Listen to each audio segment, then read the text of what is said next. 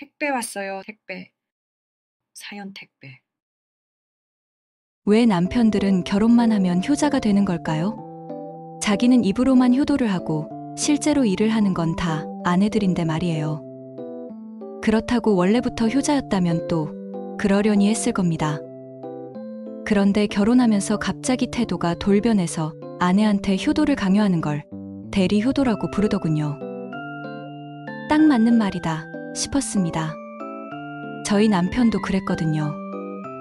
시부모님은 남편이 결혼하고 철들었다면서 좋아하셨지만 남편이 효자 소리를 들으며 예쁨을 받는 동안 저는 피눈물을 흘려야 했습니다.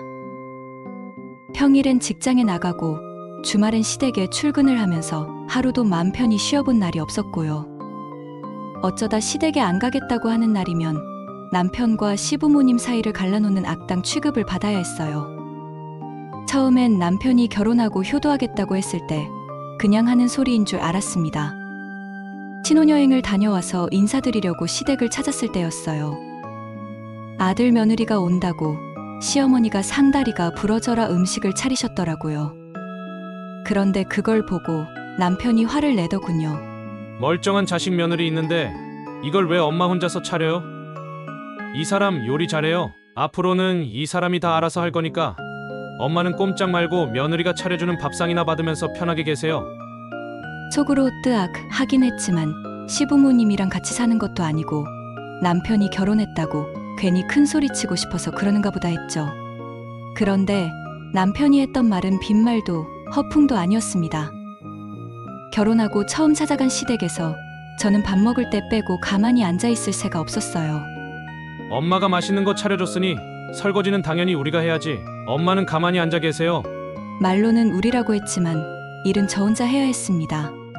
시어머니가 아들이 부엌에 있는 꼴은 절대 못 본다고 하셨거든요. 산더미처럼 쌓여있는 설거지를 끝내고 겨우 한숨 돌릴까 싶었는데 앞치마를 채 벗기도 전에 남편이 저를 급하게 부르더군요. 여보, 그 뒤에 베란다 가서 빨래 좀 걷어와. 엄마가 우리 가면 한다는데 여럿이 하면 금방 끝날걸. 뭐 하러 그러냐고. 내가 지금 말리는 중이야. 아이고, 관둬라. 신혼여행 다녀오고 아직 피곤할 텐데 내가 후딱 하면 돼. 엄마, 그러지 마시라니까. 우리 집이 아들만 둘이어서 그동안 엄마가 얼마나 힘들었어? 이제 딸 같은 며느리가 생겼으니까 엄마도 살림에서 좀 해방돼야지. 아들이 둘이나 되는데 그동안은 왜 엄마 일을 안 도와주고 결혼하고 나서야 도와줄 마음이 들었을까요? 그것도 며느리를 통해서 말이죠. 빨래 역시 여럿이 함께 하는 게 아니라 저 혼자 걷고 개고 서랍장에 넣는 것까지 전부 다 해야 했어요. 그동안 남편은 시어머니가 깎아주는 과일을 입에 넣으면서 열심히 입만 놀렸고요. 엄마가 직접 할 생각 말고 그냥 말로 해요. 이거 안방에 있는 옷장에 넣으면 돼. 여보 들었지? 우리 엄마는 남자가 집안일 하는 꼴을 못 봐서 내가 도와주고 싶어도 그랬다간 차라리 엄마가 하겠다고 난리를 필 거야. 그러니까 당신이 이해해줘. 남편이 하는 짓이 얄밉긴 했지만 그래도 그 정도는 당연히 해야 하는 일이라 여겼습니다. 저도 이제 막 결혼한 몸인데 시부모님께 잘 보이고 싶은 마음이 컸으니까요. 하지만 그건 시작일 뿐이었어요. 남편은 주말만 되면 시댁에 가자고 졸랐습니다. 자식들 다 출가시키고 우리 부모님이 얼마나 적적하시겠어. 형이랑 형수님은 애가 아직 어려서 자주 못 오시는 것 같은데 우리라도 자주 찾아뵈야지. 안 그래? 처음엔 그게 매주 주말이 될 줄 몰랐습니다. 그래서 흔쾌히 그러자고 했죠. 시댁이 가까운 것도 아니고 차로 1시간은 가야 하는 거리였거든요. 그런데 시댁에 갈 때마다 남편은 손 하나 까딱 안 하면서 저한테 온갖 허드렛 일을 다 시켰어요. 엄마 혼자서 하시긴 힘들 테니 우리가 온 김에 대청소 한번 하자. 욕실은 락스 뿌려서 타일 사이사이 깨끗이 닦고 이불도 호청 뜯어서 싹 다 빨아야 할 것 같아. 참, 빨래 다 마르면 다림질해야 하는 거 알지? 우리 엄마는 이불도 싹 다림질하더라고. 남편은 평생 자기 손으로 속옷 한 번 안 빨아봤대요. 결국 저더러 다 하라는 소리죠. 같이 먹을 거라는 명분으로 시댁과 저희가 먹을 일주일치 반찬도 다 제가 만들어야 했어요. 평소 저희가 먹는 반찬은 주로 집 앞 반찬 가게에서 사다 먹었거든요. 두 식구 반찬 만들려고 이것저것 재료 사는 것보다 그 그게 더 싸게 먹히더라고요. 그런데 시댁에 다니면서 제가 평생 먹은 것보다 더 많은 종류의 반찬을 만들어 봤습니다. 시아버지가 좋아하신다는 간장게장에 가자미 식혜까지 제가 직접 만들었다니까요. 저는 비린내 나는 게 너무 싫어서 집에서는 생선도 잘 안 먹거든요. 간장게장은 아예 먹지도 못하고요. 그런 제가 게를 손질하고 간장을 다리는 동안 몇 번이나 헛구역질이 나는 걸 참았는지 모릅니다. 초반에는 시어머니가 말리는 신용이라도 하셨어요. 요즘 젊은 애들이 이런 거 할 줄이나 알겠어? 회사 다니느라 고단할 텐데 그냥 내가 뚝딱 하면 돼. 엄마, 무슨 소리예요? 며느리 생겨서 좋은 게 이런 거잖아. 딸이다 생각하고 편하게 일 시키세요. 며느리가 살림 배우려면 엄마가 많이 가르쳐야죠. 우리 막내가 이제야 철이 드나 봐. 엄마를 위할 줄도 알고 말이야. 결혼을 해야 어른이 된다더니 그 말이 맞나 봐요. 그동안 저 때문에 고생 많이 하셨으니까 앞으로는 부모님께 효도할게요. 그렇게 말하는 남편이 정말 가증스럽더군요. 솔직히 남편과 결혼하기 전에는 부모님께 전화 한 번 하는 걸 못 봤어요. 남편은 직장 근처에서 자취를 하고 있었는데 심지어 명절에도 본가에 가는 걸 죽도록 싫어해서 저는 정말이지 남편한테 말 못할 가정사라도 있는 줄 알았거든요. 친자식이 아니거나 어릴 때 아버지한테 맞고 자랐거나 뭐 드라마에서 흔히 보는 그런 뻔한 스토리 있잖아요. 그런데 시아주버니 말을 들으니 남편은 자기 하고 싶은 대로 다 하고 살면서 괜히 부모님께 반항하는 그냥 삐딱한 애물단지였더군요. 시아주버니 표현에 따르면 꼴통도 그런 꼴통이 없었다고 하더라고요. 하도 집안에서 분란을 일으키니까 시부모님이 나가서 살라고 했던 거고 남편은 부모님 잔소리가 듣기 싫으니까 일부러 본가에 안 갔던 거고요. 그런 남편이 그동안 부모님께 못했으니까 이제라도 효도하겠다면서 저를 부려먹고 있는 거죠. 그뿐만이 아니었어요. 매주 주말이면 시댁에 가는데 평일에는 꼬박꼬박 안부 전화도 드리라며 아예 숙제 검사하듯이 저한테 확인하더라고요. 당신 오늘은 전화 드렸어? 어제 못했다고 했잖아. 아, 맞다. 오늘 너무 바빠서 깜빡했네. 내일 전화 드릴게. 깜빡할 게 따로 있지. 아무리 일이 바쁘다고 해도 전화 한 통 하는데 30분이 걸려? 1시간이 걸려? 그냥 잠깐 나와서 전화하면 될걸. 그만큼 신경을 안 쓴다는 거잖아. 기가 막혔습니다. 남편은 저한테만 안부 전화를 강요하고 정작 자기는 일주일에 한 번 전화를 할까 말까였어요. 그런데 맞벌이하는 저한테 무슨 경찰서 취조라도 하듯이 다그치니까 기분이 나쁘더라고요. 그러는 당신은 부모님께 무지 신경 쓰는 당신이 직접 전화드리면 되잖아. 나한테 전화했는지 안 했는지 확인하고 지적할 시간이면 부모님께 전화 10통은 했겠다. 당신이 오죽 전화를 안 했으면 어머님이 당신 소식을 나한테 물으시더라. 부모님 입장에서도 며느리보다 자식 전화를 더 기다리시지 않겠어? 나는 원래 엄마랑 자주 전화 통화하고 그런 사이 아니란 말이야. 내가 자주 연락드리면 오히려 무슨 일 있는 줄 알고 걱정하셔. 그리고 지금 자식이 하냐 며느리가 하냐 따지자는 거야? 며느리도 엄연한 자식이야. 이게 말인지 방구인지 제 상식으로는 도무지 이해가 안 가더라고요. 솔직히 저라고 시부모님이랑 딱히 할 말이 있겠어요? 결혼한 지 얼마 되지 않아서 어렵기만 한데 말이죠. 당신 말 한번 잘했네. 며느리도 자식이고 사위도 자식이지. 그러니까 장인 장모님한테도 꼬박꼬박 안부 전화 좀 드려. 결혼하고 당신이 자발적으로 우리 부모님한테 전화드린 거 솔직히 한 번도 없잖아? 다 내가 시켜서 겨우 인사만 하고. 며느리하고 사위는 또 다르잖아. 솔직히 장인 장모님도 내가 자주 전화하면 부담스러워 하실걸? 뭐가 달라? 며느리도 자식이라면서 사위는 남이야? 어떻게 된 게 모든 게 다 당신 마음대로야? 내로남불이 따로 없구만. 할 말이 없어서 그랬는지 남편은 마지못해 앞으로 저희 친정 부모님께도 안부 전화를 드리겠다고 하더군요. 그런데 역시 말뿐이었어요. 한 번은 친정엄마랑 통화를 하다가 일부러 남편을 바꿔준 적이 있거든요. 그랬더니 질색팔색을 하면서 그 자리에서 길길이 뛰더라고요. 미쳤어? 나를 왜 바꿔줘? 지금 씻고 있다고 둘러대고 얼른 전화 끊어. 어이가 없었습니다. 며느리가 시부모님한테 잘하기를 바라면 사위도 장인 장모님한테 잘해야 하는 거 아닌가요? 하지만 백날 얘기해도 아무 소용이 없었습니다. 몇 번 닥달하다가 결국엔 제가 포기하고 말았죠. 주말마다 시댁에 가느라 저는 결혼하고 친정 부모님 얼굴도 제대로 못 봤습니다. 처가에 한번 가자고 그렇게 얘기했는데 말만 알았다고 하고는 이 핑계, 저 핑계를 대면서 미루더라고요. 그러는 동안에도 시댁에 가는 걸 빠뜨리는 법은 없었고요. 그런데 시간이 갈수록 시어머니도 제가 아들 대신 효도하는 게 당연하다고 여기시는 것 같았어요. 시댁에 가면 갈수록 할 일이 점점 더 늘어나더라고요. 우리 아들이 하도 이거 하지 마라, 저거 하지 마라고 하니까 내가 눈치가 보여서 뭘 할 수가 있어야지. 그래도 네가 손끝이 야무지니까 믿고 맡길 수 있어서 다행이야. 어디서 이런 복덩이가 굴러왔는지 내가 말년에 우리 아들 덕에 팔자가 핀다, 펴.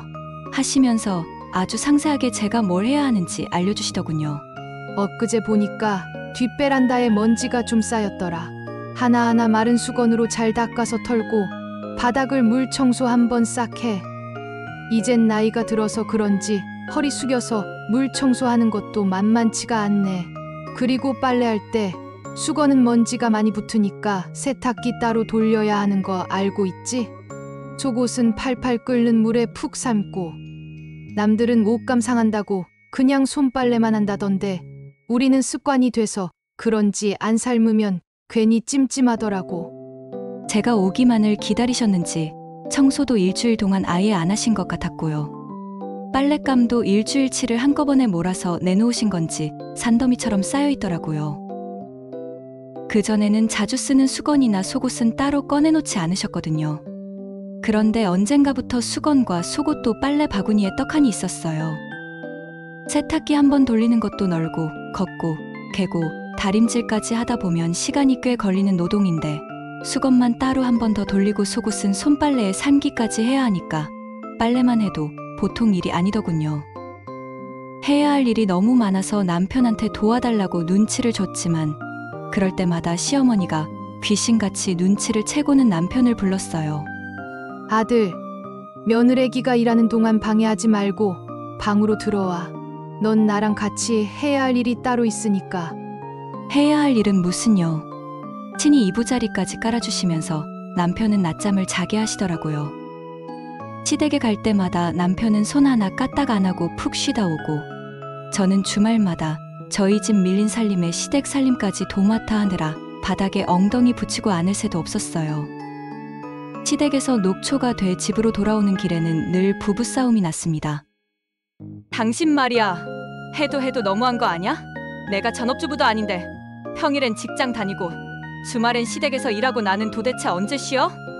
빨리 일 끝내놓고 눈치껏 쉬면 되잖아. 맨날 부모님 두 분만 계셔서 적적하실 텐데 이럴 때 같이 밥 먹고 좋지 뭐. 당신은 손가락 하나 까딱 안 하고 내가 해주는 밥 받아 먹기만 하니까 좋기도 하겠지. 그런데 나는 이게 뭐야? 효도는 당신이 한다면서 왜 일은 내가 다 하냐고? 며느리는 자식 아냐? 결혼한 자식이 혼자 와서 효도하면 부모님이 좋아하시냐고? 그리고 내가 당신 도와준답시고 괜히 부엌에 들락거렸다간 당신만 욕먹어. 내가 가만히 있는 게 당신 도와주는 거야. 잘 알지도 못하면서. 끝까지 자기가 잘못한 건 없다네요. 물론 주말에 시댁에 안 가겠다고 버티기도 해봤어요. 몸이 아파서 도저히 못 일어나겠다고 남편 혼자 시댁에 가라고 했죠. 그런데 또 혼자 가는 건 싫다네요. 내가 혼자 가면 우리 엄마가 얼마나 걱정하시겠어? 당신이랑 싸웠거나 무슨 일 있는 줄 아실 거 아냐? 아프다고 해. 며느리가 아파서 못 온다는데 그거 갖고 뭐라 하시겠어? 당신이 잘 얘기하면 되잖아. 그게 잘 얘기한다고 될 일이야? 맨날 같이 오다가 갑자기 혼자 왔는데 어떻게 얘기해도 엄마는 의심하실 거라고. 나도 몰라. 엄마가 당신이 시댁에 오기 싫어서 안 온 거라고 생각해도 당신이 감당해. 난 엄마한테 끝까지 거짓말할 자신이 없으니까. 그렇게 남편 등을 떠밀어서 혼자 시댁에 보내고 시집 와서 처음으로 주말에 푹 쉴 요량으로 빈둥거리고 있는데 남편한테 전화가 왔습니다. 내가 뭐라 그랬어? 당신 아프다고 하니까 엄마가 죽 써서 우리 집에 간다고 하잖아. 며느리가 아픈데 가봐야 한다고. 지금 엄마랑 같이 출발하니까 아픈 척이라도 하고 있든가. 그거 하나 못 말리고 저희 휴식을 방해하는 남편한테 욕이라도 퍼붓고 싶었는데 남편은 황급히 전화를 끊더군요. 다시 전화를 해도 받지를 않고요. 정신 차리고 옷부터 갈아입자 하는데 뒤늦게 엉망진창인 집안꼴이 눈에 들어왔습니다. 요즘 집에 오면 쓰러져 자기 바빠서 살림에 손을 놓고 있었더니 집안꼴이 말이 아니더라고요. 아찔했습니다. 이 상태로 시어머니를 맞을 수가 있나요? 시댁에서 우리 집까지 1시간 거리니까 그 안에 어떡하든 치워야 했죠. 눈에 보이는 것만 대충 치워도 빠듯한 시간이었어요. 후다닥 이불을 개고 빨랫감은 세탁기 안에 모조리 집어넣고 설거지거리는 식기세척기 안에 다 넣고 한마디로 숨기기에 바빴어요. 쌀쌀한 날씨에도 등짝에서 땀이 줄줄 흐르더라고요. 어머니, 오셨어요? 그냥 몸살기가 있어서 그런 건데 괜히 걱정 끼쳐드렸네요.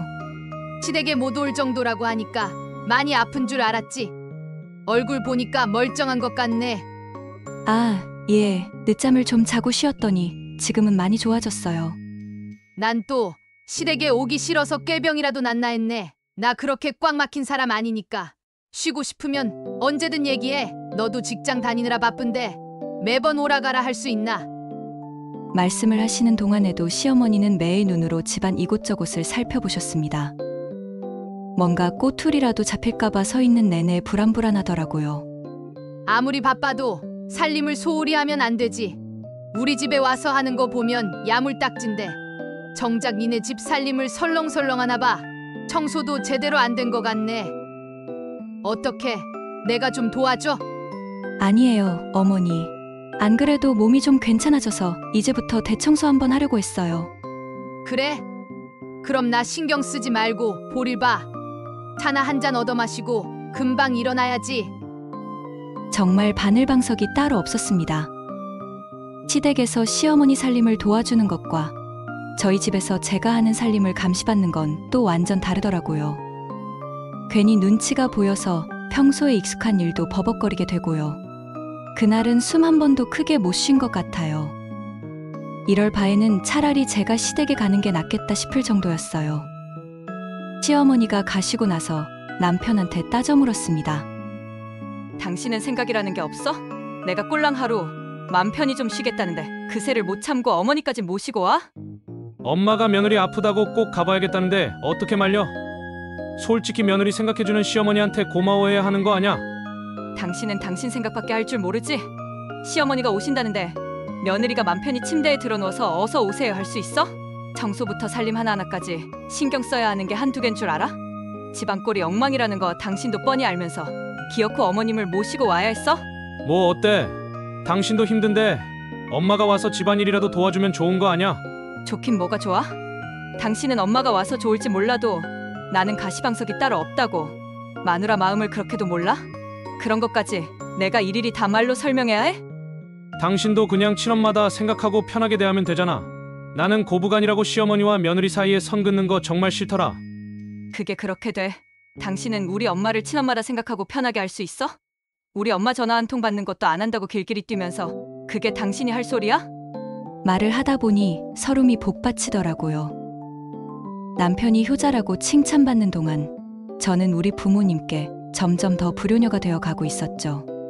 그렇게 꼬박 3개월 동안 평일에는 직장을 다니고 주말에는 시댁을 다니니까 금방 몸이 축나더군요. 시어머니가 서운해하신다고 토요일에 갔다가 하룻밤 자고 오는 날도 많았거든요. 일주일에 하루도 제대로 못 쉬니까 정말 죽을 것 같았어요. 시댁 살림해줄 사람이 필요해서 나랑 결혼한 것도 아니고 계속 이렇게는 못할 것 같아. 시댁에 가는 횟수를 줄이든지 아니면 당신이 일을 돕든지 제발 뭐라도 좀 해. 나도 주말엔 좀 쉬자.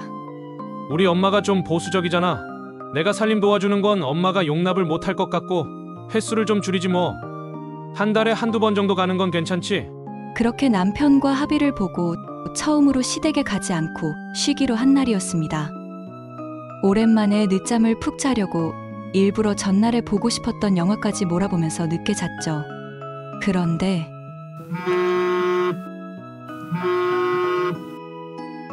네, 어머니. 여태 자고 있었던 거니? 아니에요. 좀 피곤해서 그런가 봐요. 그런데 무슨 일 있으세요? 무슨 일은 평소 같으면 벌써 출발했다고 전화가 왔을 시간인데 아무 소식이 없어서 말이야. 오늘은 좀 늦게 오니? 이번 주말에는 그냥 집에서 쉬기로 하고 다음 주에 찾아뵈려고 했는데 그이가 연락 안 했어요? 시어머니도 몰랐던 일인지 잠시 말이 없으셨어요. 저 혼자 애가 탔죠. 제가 이번 주에 일이 많아서 주말에라도 좀 쉬어야 할 것 같아서요. 그이가 연락한다고 했는데 깜빡했나 봐요. 죄송해요, 어머니. 난 또 어디가 아픈 줄 알았네. 시댁에 오는 건 쉬는 게 아니라 일하는 거라서 그래. 뭐 며느리가 쉬고 싶다는데 그렇게 해야지.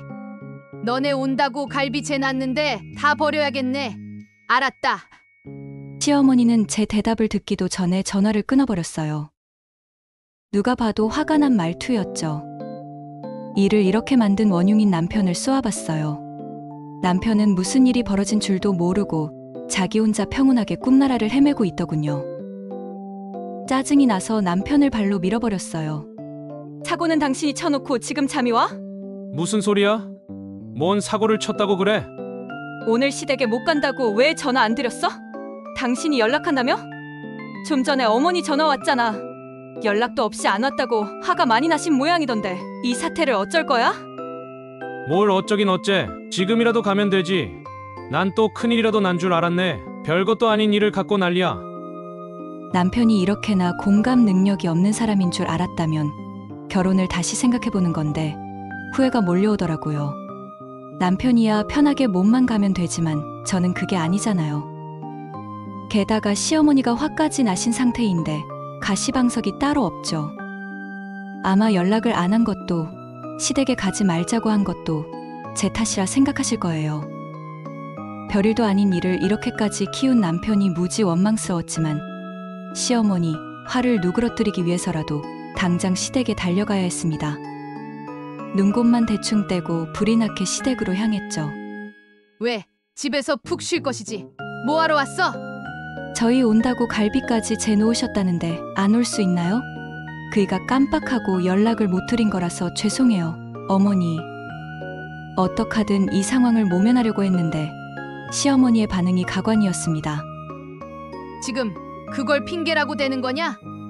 네가 시댁에 오기 싫어서 그런 걸 괜히 우리 아들 탓하는 거 아니고? 말문이 막히더군요. 그날은 하루 종일 시어머니 눈치 보느라 눈이 가자미 마냥 옆으로 붓는 줄 알았습니다. 시어머니 달래느라 제 카드로 30만 원이 훌쩍 넘는 바람막이 점퍼도 사드렸고요. 말로는 필요 없다고 하시면서 시어머니는 마음에 드는 옷을 고를 때까지 저를 끌고 이 가게, 저 가게를 열심히 다니셨어요. 비싼 거 사봤자 입고 갈 데도 없다고 하시더니 옷이 마음에 들었는지 입꼬리가 실룩거리시더라고요. 그런데 고맙다는 인사는 제가 아니라 남편한테 하더군요. 우리 아들 고맙다. 결국에는 아픈 손가락이 효도한다고 하더니만 우리 막내를 두고 하는 소린가 봐. 어릴 때는 그렇게 애를 먹이더니 뒤늦게 단단히 철이 들었어. 자식이 효도를 하니까 며느리도 효부가 되잖아. 그럼 이제부터 엄마는 효자 아들 덕에 고생 끝. 앞으로는 꽃길만 걸으세요.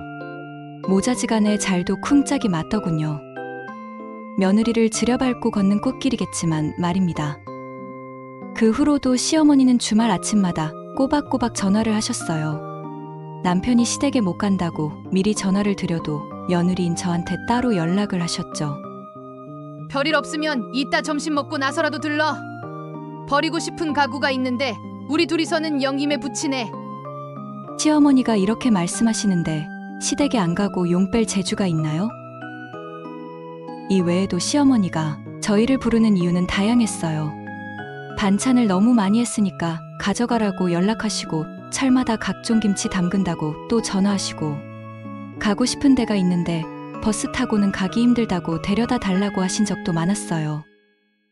물론 저희가 매주 찾아뵙다가 한 주씩 걸러서 찾아뵈니 적적하셨을 수도 있죠. 저도 안타까운 마음이 들어서 시어머니가 전화하실 때마다 편히 쉬고 싶은 마음을 억누르고 시댁에 달려갔던 거고요. 하지만 갈수록 제가 왜 그렇게까지 해야 하는지 의문이 들더군요. 시댁이랑 두 집 살림을 하면서 생활비도 만만치 않게 들었어요. 시댁에 갈 때마다 자그마한 선물이라도 사들고 갔고 함께 먹는 식사 비용의 일주일치 반찬거리까지 전부 저희 생활비로 계산했거든요. 우리 부부는 맞벌이를 하니까 따로 생활비 통장을 만들어서 매달 150만 원씩 넣었어요. 남편이랑 저랑 벌이가 비슷해서 똑같이 생활비를 내고 그걸로 공과금이랑 공통으로 쓰는 비용을 댔죠. 하지만 시댁에 가는 일이 잦으니까 늘 남던 생활비가 한 달도 안 돼서 동이 나더군요. 솔직히 제가 일도 다 하고 돈까지 내야 하니까 억울한 생각이 들더라고요. 그렇다고 남편이 친정 부모님께 선물을 하거나 용돈을 드리는 것도 아니었고요. 남편은 효자 노릇하느라 제 등골을 빼먹는데 저는 시댁에 가느라 친정에 갈 시간도 없었어요.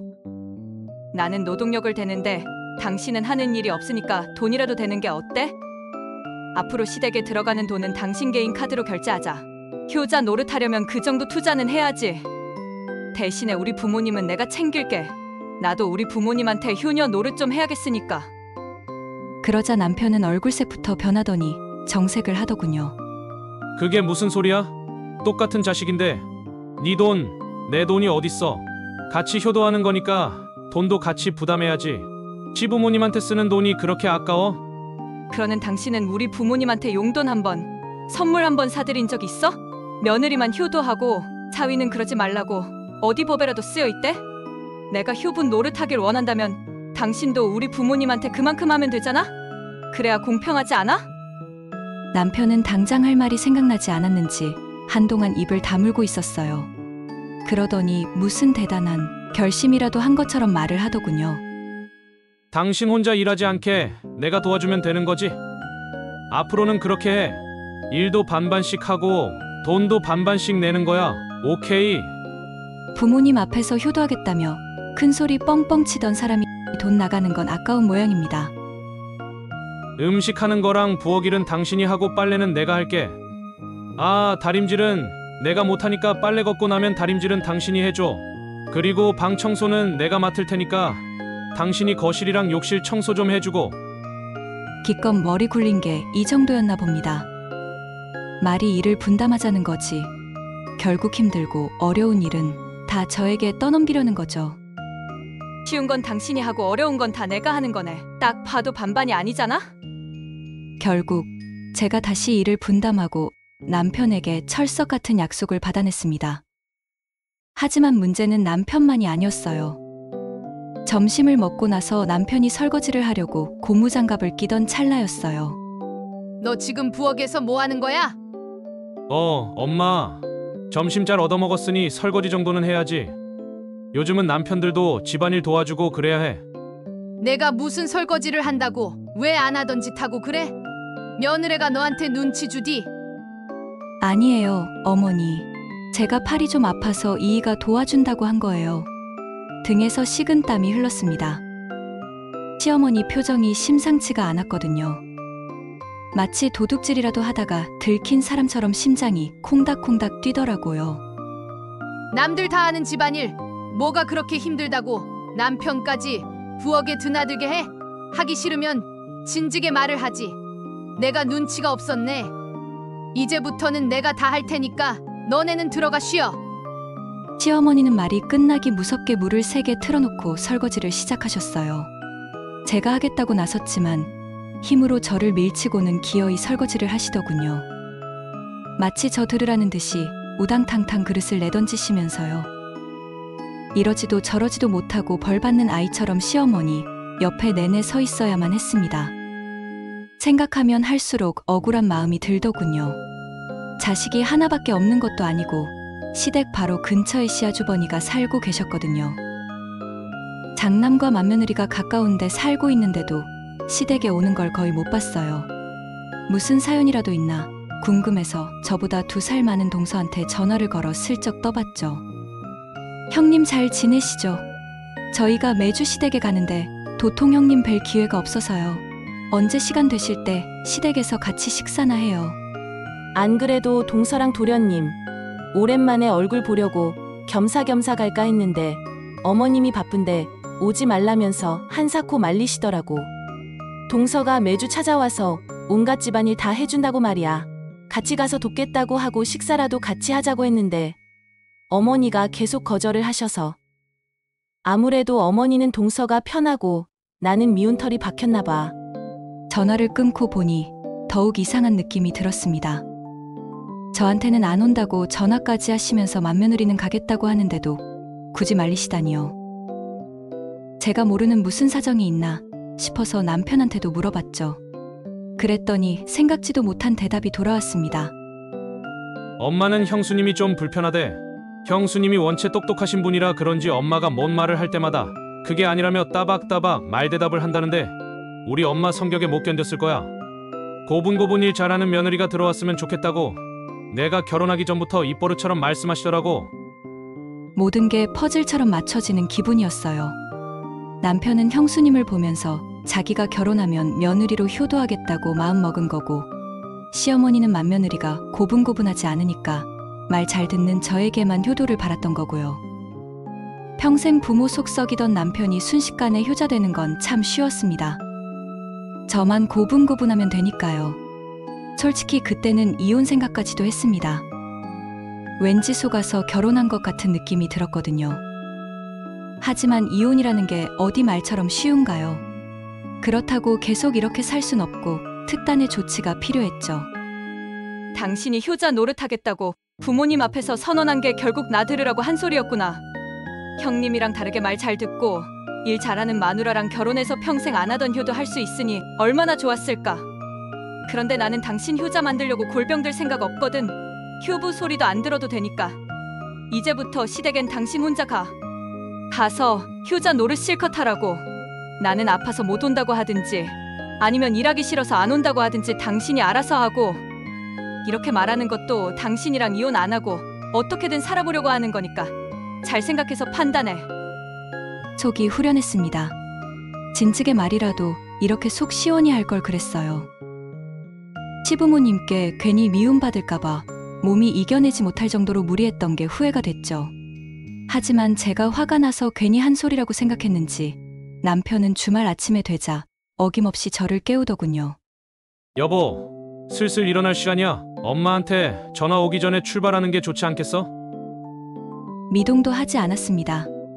꼴 보기 싫다며 남편을 시댁으로 쫓아내고 오랜만에 혼자서 망중한을 즐겼어요.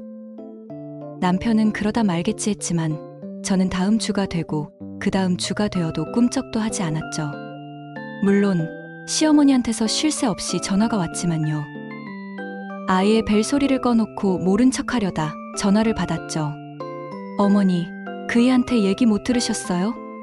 제가 몸이 많이 망가져서 앞으로 어머님이 원하시는 며느리는 못 될 것 같고요.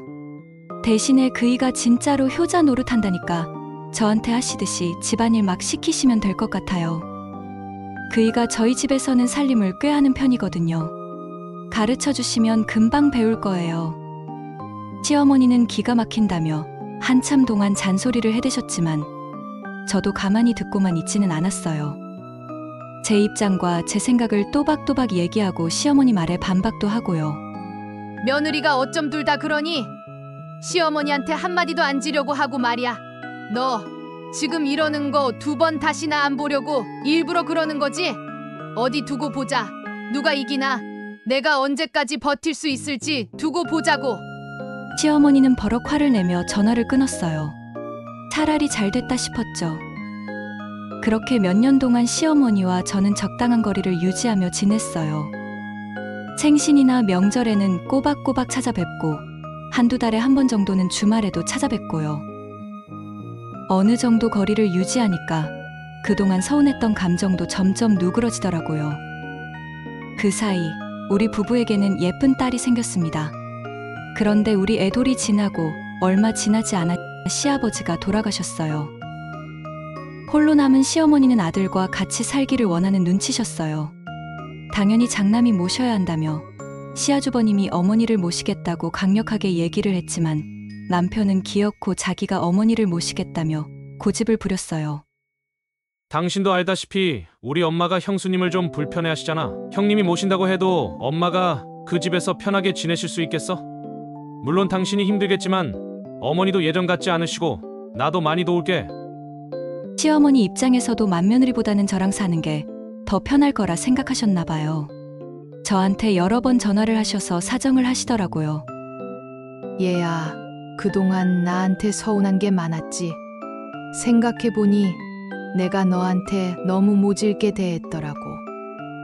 앞으로 같이 살면 너 절대로 힘들게 안 할게. 너도 직장 다니면서 집안이라고 애 보기 힘들 텐데 그거 다 나한테 맡겨. 평소와 달리 저 자세로 나오시는 게 괜히 미안하기도 하고 홀로 계실 시어머니가 저도 걱정이 됐지만 예전 일을 생각하면 쉽게 결정을 못 하겠더라고요. 남편과 시어머니를 믿고 합가해도 될까요? 아니면 끝까지 안 된다고 고집을 부려야 할까요? 하루에도 몇 번씩 마음이 왔다 갔다 해서 다른 분들의 객관적인 의견을 듣고 싶습니다. 부탁드릴게요. 감사합니다.